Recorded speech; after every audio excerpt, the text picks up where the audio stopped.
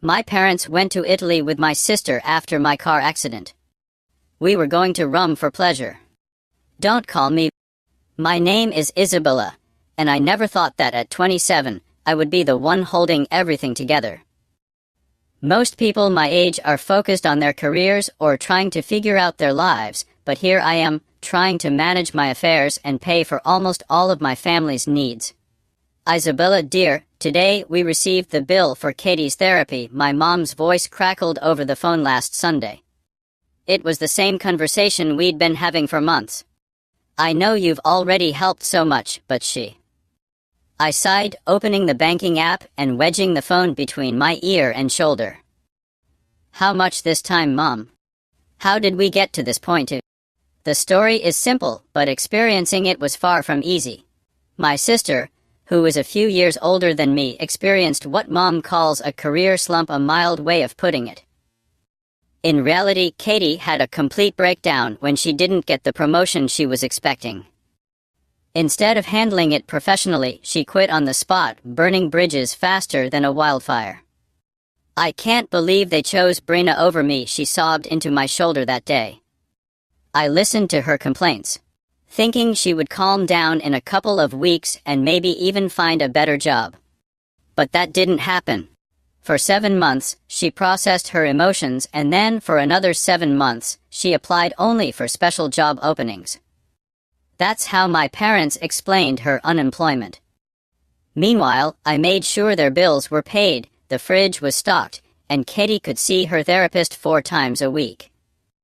Therapy helps her a lot, Mom would say as I transferred another part of my salary to their account. She's making progress, but from my perspective, there was no improvement. I only saw my money disappearing and my sister sitting in our old house, browsing job listings with ridiculous conditions like 5-day weekends and unlimited vacation time. During this time, I took on overtime at my marketing job, accepted additional clients, and barely found time to rest. This year has been tough on all of us.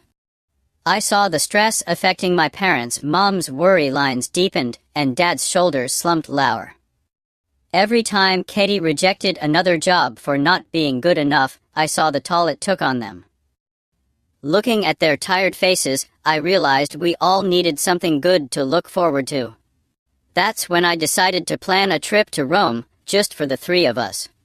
For weeks, I planned everything down to the smallest detail, the perfect hotel, private tours, and experiences tailored just for them. There was a cheese tasting for Mom. She had always dreamed of trying authentic Italian cheese, and a vineyard and wine tour for Dad, who loved a good glass of red. I thought this trip would be the perfect chance to forget about the stress and create happy memories. I imagined us strolling through Trastevere, sipping wine in cozy caves, and finally seeing my parents without a hint of worry. But life can change in an instant. One moment, I was driving to a client meeting, thinking about the presentation and our trip. The next, there was a loud crash, the screech of metal, and then nothing. I remember only fragments of the accident, sirens, paramedics' voices, and the bright light above my head when I finally came to. I was lying in a hospital bed, my whole body itching like one giant bruise. The doctor said I had undergone emergency surgery, but everything went well. However, I wasn't ready to be discharged yet. You were very lucky, the nurse said, adjusting the drip. The airbag saved you from worse injuries, but that car hit you hard. I was still in a daze, with a dull ache in my abdomen. I'm sorry, I said in a voice hoarse from the tubes. I'll have to postpone the trip. Don't worry, I'll cancel everything today, and we'll go when I'm better. I expected them to understand, maybe be a little disappointed, but still support me. But what happened next, I could never have predicted. Instead of comforting me, Mom spoke in an eerily calm voice, "Oh, no need to cancel anything, dear." I blinked, thinking the painkillers were messing with my head. "We think we should still go. You can rest here, and we'll take Katie with us." Her words hit me harder than that car. I looked at them, waiting for the punchline, but Katie stepped forward. "You were supposed to watch the house while we're away. Can't you hire someone to do that?" I was speechless, unable to utter a word. This couldn't be happening. My family stood there discussing their vacation while I lay in a hospital bed less than a day after major surgery. Then they actually waved goodbye and left, leaving me alone with the monotonous beep of the heart monitor and the grim realization that they had abandoned me for a trip I had planned and paid for. I lay there for what felt like hours, staring at the ceiling and trying to process it all. The painkillers couldn't numb the ache in my chest that had nothing to do with my injuries. They didn't even ask how I was doing, how the operation went, or about the accident. A nurse walked by for the third time, noticing my elevated pulse on the monitor. She stopped in the doorway, concerned. "Is everything all right, dear? Your vitals are a bit high." "My phone," I said, suddenly remembering. "Could you bring it to me? It should be with my things." A few minutes later, she returned with a plastic bag. My hands trembled slightly as I took out the phone. I was relieved to see it was intact. The screen lit up with an old wallpaper, a Christmas photo with my parents. I quickly changed it to the default one. At least something survived the accident, I muttered to myself and opened my email. There was a folder labeled Rome Trip, containing all the confirmations and plans I had worked so hard on. I looked at it for a second. "Well then," I said to myself, my fingers hovering over the first email. "If they see me as a travel agent rather than a daughter, I'll act like a travel agent." I started canceling everything. The hotel, a few clicks, and the luxurious room with a view of the municipality was gone. The tours, Mom's cheese tasting, cancelled. Dad's wine tour vanished. The guide, the cruise through Trastevere, the skip, the line pass for the municipality, all gone. With each cancellation, I felt a mix of emotion, sadness, because I had dreamed of sharing those moments with my parents, but also a sense of justice. They had treated my accident as a minor inconvenience, taken Katie, who hadn't contributed a dime to the family in a year, on a trip I had paid for, while I lay in the hospital. The final touch was pity, but I wondered how they would react when they found out they had to return on their own. When everything was done, I put the phone on silent mode, placed it face down on the bedside table, and closed my eyes. They would figure it out soon enough, maybe somewhere over the Atlantic, or perhaps when they landed in Rome with no hotel, no tours, and no tickets home. Maybe then they would understand that actions have consequences, even in a family. The call came at 3:25 am. They had probably just arrived and gone to the hotel. The phone lit up on the bedside table, buzzing softly despite the pain in my ribs. I couldn't help but smile. By breakfast, there were 15 missed calls. By lunch, 40 messages poured in one after another. I kept count on the back of the hospital menu, just out of curiosity. Missed calls from Mom, 25, from Dad, 18, from Katie, 40 messages, and voicemails, 21. I smirked, wondering what could be so urgent that they were bombarding the phone of a sick person. When the count surpassed 51, I picked up the phone, wincing in pain. The first message was from Katie. "How could you be so cruel and selfish? We're standing in the hotel lobby with nowhere to go.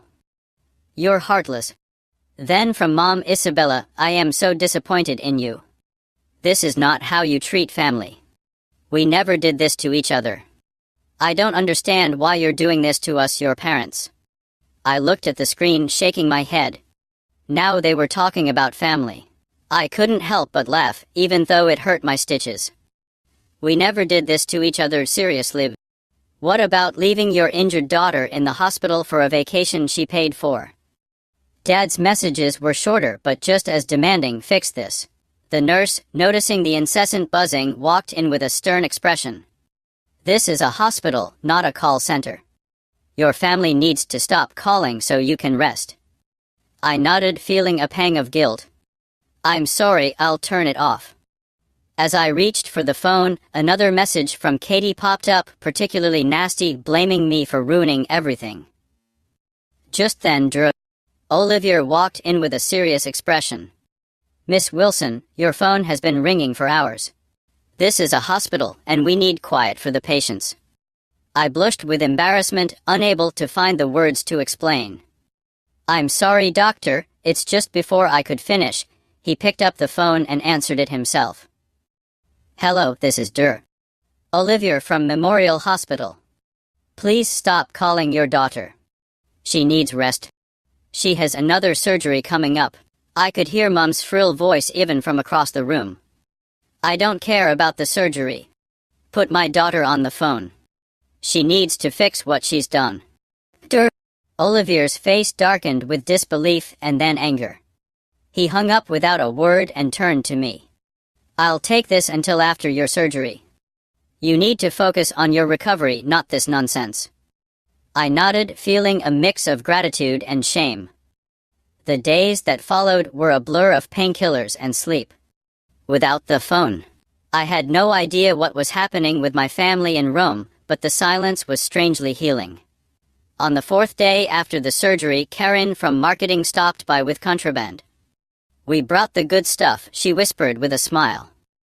She and Nick from accounting had smuggled in real coffee from a nearby cave. The next day, Brittany and James from my team visited with magazines and office gossip. Later that week, a sister I hadn't seen in months brought homemade soap. "We've set up a schedule," Brittany said, showing me a color-coded chart on her tablet. "Someone from the office will stop by every day to make sure our best manager doesn't get bored." For the first time in a long time, I felt cared for. Tears welled up in my eyes. "You guys didn't have to," I started, but James cut me off. "Nonsense. After all the times you've bailed us out, this is the least we can do." Even my boss, Ryan, called the hospital. "Isabella, don't worry about a thing," he said in his gruff voice, softer than usual. "The accident happened during work hours, so the company's insurance will cover everything. You'll get a good compensation package. That should help with your recovery and more." On the fifth day, Olivier returned my phone, placing it on the bedside table. "I think you're strong enough to handle this now, but I'd understand if you want to keep it turned off." I picked up the phone with trembling hands. Over 125 missed calls, a flood of messages, and dozens of voicemails. I started reading, seeing how their tone changed from pleading to manipulative to angry. "Isabella, try to see our side. We're family and we can work this out. To how could you humiliate us like this? We don't deserve this, and finally, you won't believe the dump we're staying in. There are bedbugs, and we hear gunshots at night," Katie wrote. Mom's messages were no better. "We can barely afford food. We're eating from street vendors like homeless people. We haven't seen a single tour or attraction. You wanted your parents to suffer." The last message was a demand for return tickets home, with threats about what would happen if I didn't fix the situation. I sighed, put the phone face down, and then there was a knock at the door. Sophie from her walked in with cards and cookies she had smuggled in. "Ready for a poker lesson?" she asked with a smile. I looked at her, then at the phone, and decided to turn it off completely. "Deal the cards," I said, and for the first time in a long time, I had a good day. The physiotherapist had just finished our session, and I was proud of the few steps I had taken on my own. Then I heard the sound of suitcases rolling down the hallway, my only warning before they burst into the room like a storm. "How dare you?" Mom's face was flushed with anger, still in her travel clothes. "How dare you do this to us?" Katie dragged her designer suitcase, the one I had given her last Christmas, her eyes flashing. Dad stood in the doorway, looking angry and embarrassed. Nurse Kate, adjusting my have stepped between them and the bed. "Quiet down, this is a hospital, not a circus," she said sternly, but they weren't listening. Months of anger poured out of Katie. She's lying there in a clean bed, eating 3 meals a day, while we suffered. Something inside me snapped. Maybe it was the painkillers giving me courage, or maybe I was just tired of it all. "You want to talk about suffering?" My voice was quiet but sharp. The room fell silent. "Let's talk about suffering." For a year, I worked myself to the bone, paying bills, buying groceries, and paying for Katie's therapy while she sat at home, turning her nose up at normal jobs because they weren't perfect enough. Mom tried to interrupt, but I raised my hand. "Don't. I planned this trip as a gift, spent months organizing everything, and paid for it with my own money. And then I got into an accident, had surgery, and what did you do? You didn't ask how I was doing or take care of me. No, you took Katie, who hasn't contributed a dime in a year, on a trip I paid for while I lay here. I saw the shame on Mum's face, but it quickly vanished. You can go anywhere you want, she snapped. This was our only chance. And then Katie delivered the final blow. You could have been disabled after the accident. That's why I convinced our parents to go while everything was paid for. Even Dad looked shocked. My fingers trembled as I pressed the call button. Security, please escort 4 people out of my room and add them to the visitor blacklist. Isabella, don't you dare, Mom started, but it was too late. 3 security guards entered the room. The patient is recovering from surgery, one of them said firmly. You need to leave. I watched as they were escorted out, Mom's screams echoing down the hallway, Dad's silence speaking volumes, and Katie's protests fading into the distance. The next day, I did what I should have done long ago. I blocked their numbers, lingering a little longer on Dad's. His silence had hurt just as much as their actions. I opened my banking apps and canceled all auto payments for the family. No more therapy for Katie, no more utility bills, no more grocery money. I felt a lightness, as if a weight had been lifted off my shoulders. For the first time in a long time, I could breathe freely. 3 weeks later, I was discharged. My apartment became my sanctuary. Colleagues had stocked the fridge and placed flowers on the table. There was no drama, no manipulation, no demands, just silence and peace. I focused on my recovery, did my exercises, and worked remotely. Life fell into a rhythm, unburdened by family problems. A month after my discharge, my phone buzzed with messages from relatives and friends. Mom had posted on Facebook, "My daughter abandoned us in our time of need after everything we did for her. She turned her back on her poor parents. Katie can't find a job, the bills are piling up, and Isabella won't answer." Some of her friends, not knowing the truth, started consoling her, saying how awful it was to raise an ungrateful daughter and that family comes first. I was about to close the app when I saw a message from Aunt Mary. "Linda, are you serious? You left Isabella in the hospital after an accident to go on a vacation she paid for, taking Katie instead of supporting your daughter. We know the truth." Other relatives chimed in, sharing how I had supported my parents for a year, how Katie hadn't worked, how I had planned the trip, and how my colleagues had visited me while my parents were gallivanting around Europe. Within 3 days, the post was deleted, but screenshots were already circulating in the family chat. Mom's plan had backfired on her. 4 months later, I walked into the office without a cane, my steps firm and my head held high. Physical therapy had paid off, and I was back to normal, even stronger than before. I expected a quiet day, but the team gathered around my desk with a huge cake. "Welcome back, Isabella," they cheered. The 3-tiered vanilla and chocolate cake was decorated with fondant flowers and a figurine of a woman on top.